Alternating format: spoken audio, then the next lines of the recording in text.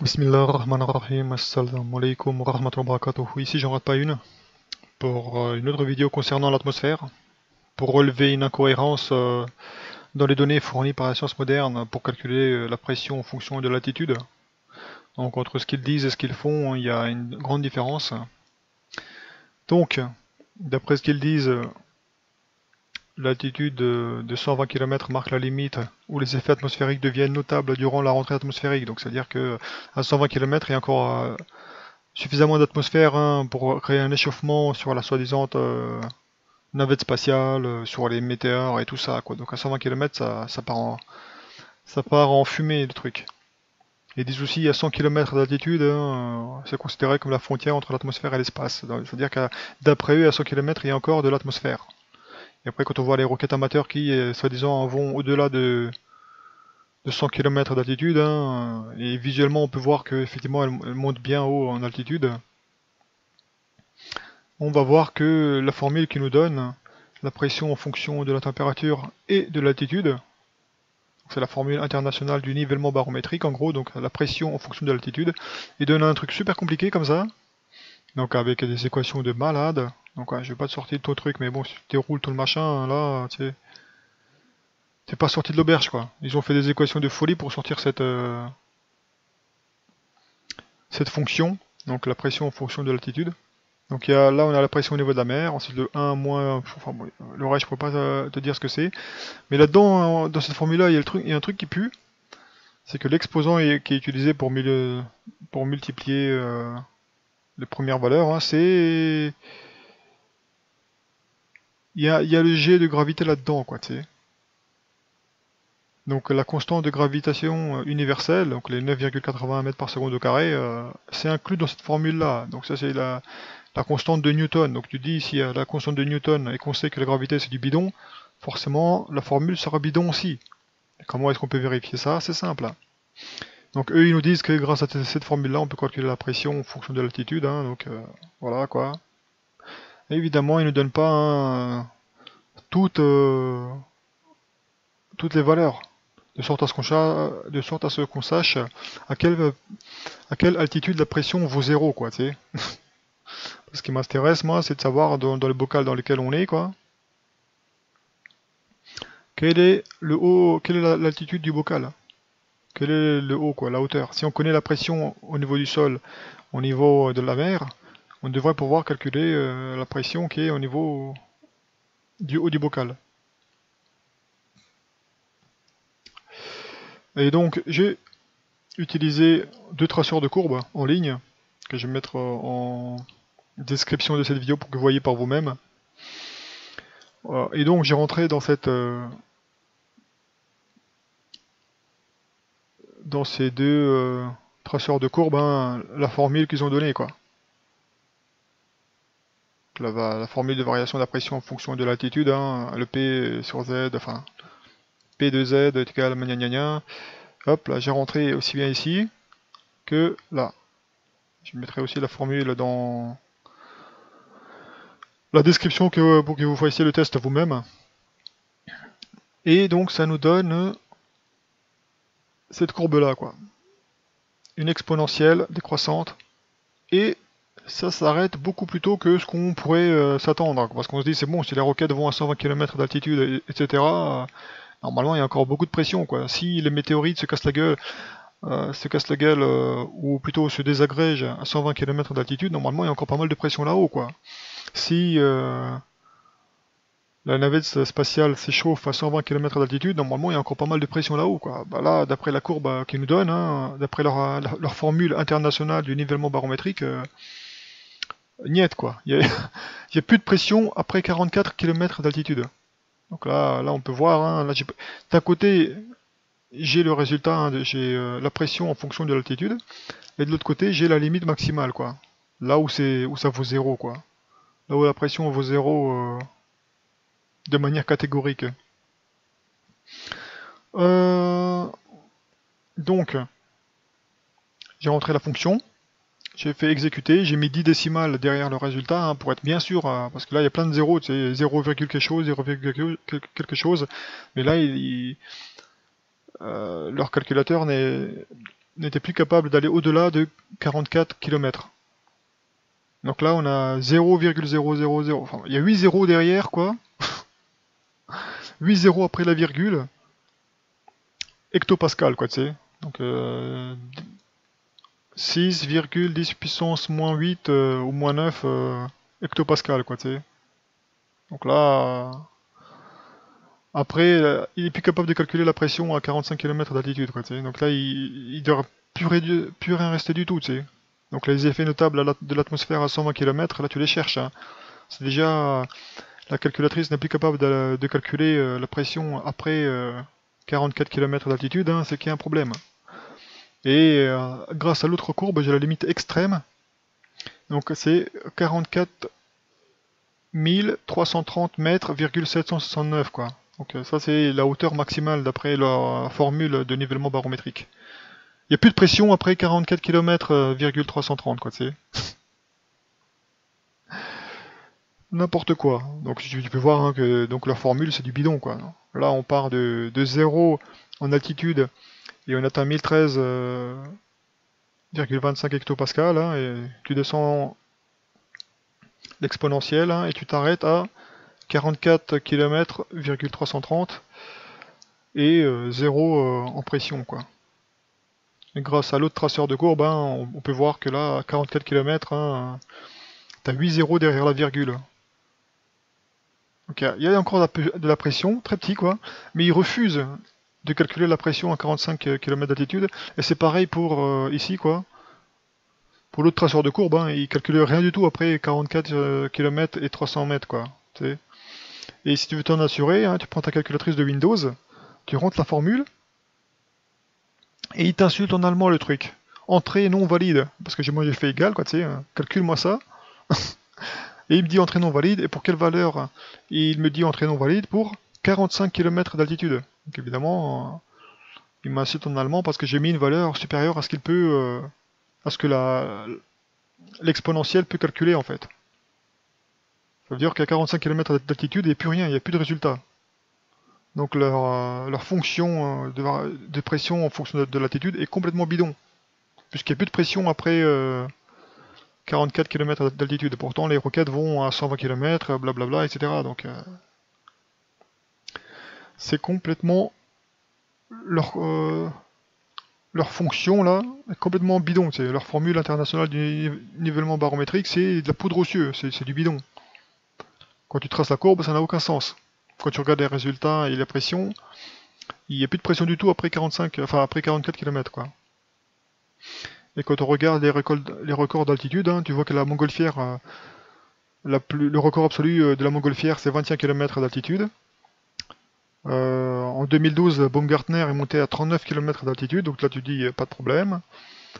Eustace en 2014 est monté avec son ballon à 41 km d'altitude, donc toujours inférieur à 44, donc ça peut passer. Mais là on a un problème, quoi. L'altitude maximale pour un ballon inhabité est de 53 km, donc là on est bien loin, quoi.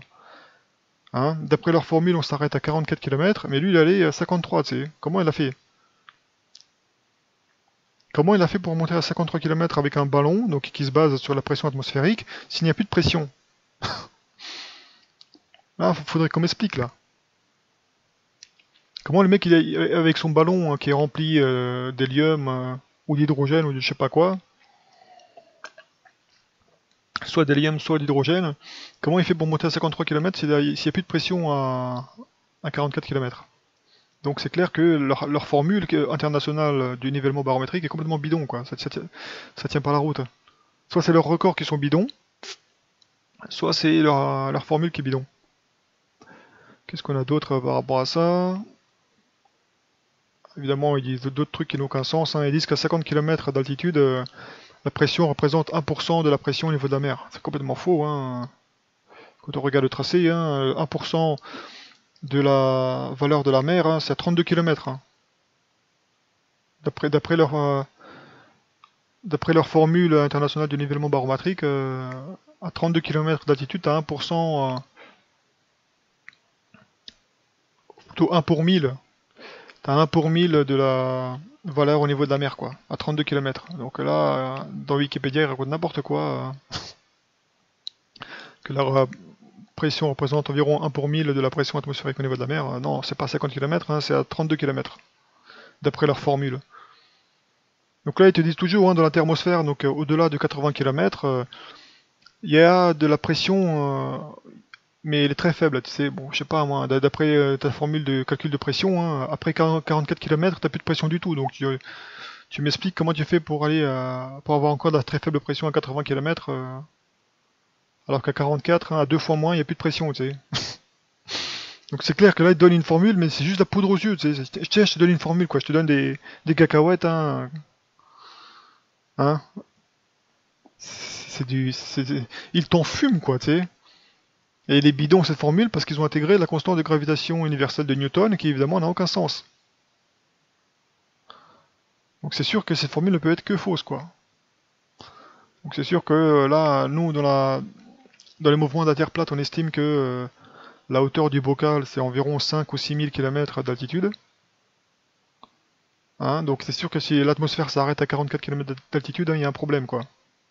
On est loin des 6000, quoi, tu sais. Donc pour nous, dans la Terre plate, hein, c'est échelonné entre 5 ou 6000 km d'altitude, en prenant en compte la mer dans laquelle nage la Lune et le Soleil.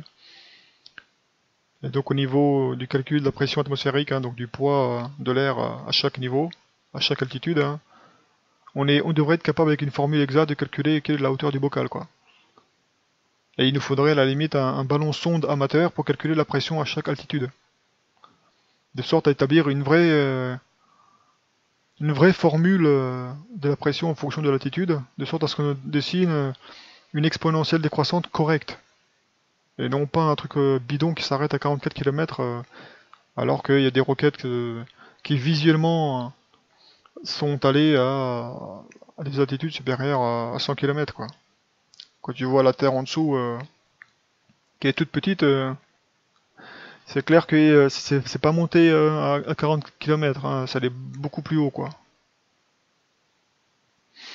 Donc s'ils ont pu aller beaucoup plus haut, c'est forcément qu'il y avait de l'atmosphère, puisqu'ils ont poussé contre quelque chose, quoi. Hein, la roquette, pour avancer, elle doit pousser contre quelque chose.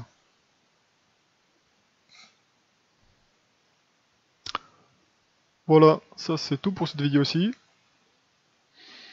Donc, on n'a pour l'instant aucun moyen de calculer la hauteur du dôme, quoi. Parce que leur formule de nivellement barométrique est complètement bidon.